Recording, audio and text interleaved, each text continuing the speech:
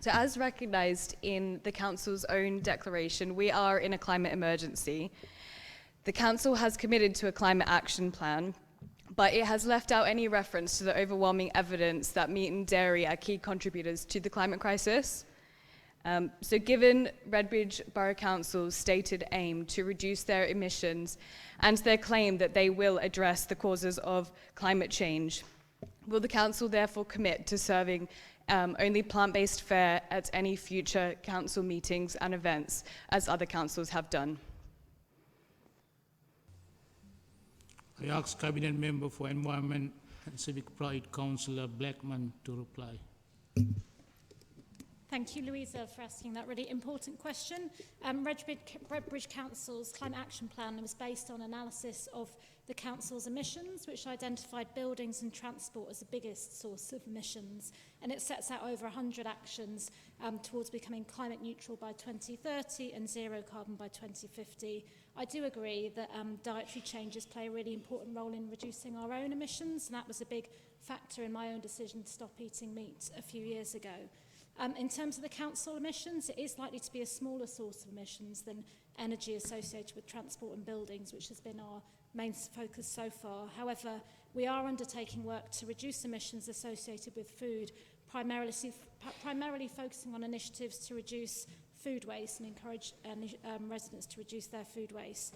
We do not currently have a plant-based only policy for council-catered events, and in fact we have very few council-catered events. But we will look at how we can minimise emissions associated with those, and this could include reducing food waste, reducing packaging, locally sourced food, as well as offering plant-based options. When we come to update our climate action plan in 2024, we can also consider further policies to address emissions associated with meat and dairy. Can I also take the opportunity to invite you to join our climate forum, which is where we bring together local residents and environmental groups, and meets regularly, and our next meeting is in February, and you'd be very welcome to bring that issue to it as well. Thank you. Thank you. Ms. Hillwood, do you wish to ask a supplementary question? Yes. So given what we know about the climate crisis and the causes of the climate crisis, meat and dairy is a key contributor to it.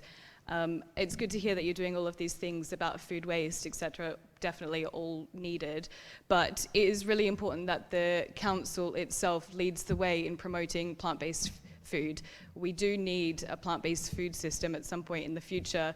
That is what we have to head towards to prevent the worst effects of the climate crisis. So what is the council doing to promote a plant-based diet as a good climate-friendly option to its residents? Cabinet Member? Yeah, thank you. As I said, our actions so far focus on the council's sources of emissions, of which food and diet isn't the major source. I think actually though this does fall under the piece of the climate action plan around community engagement and what we can do working with residents and community groups. And that's where I think the meeting in February will be a really useful opportunity for you to come then and talk about how we can promote people to consider emissions in their dietary choices as well. So I hope we can have further discussions then. Ms.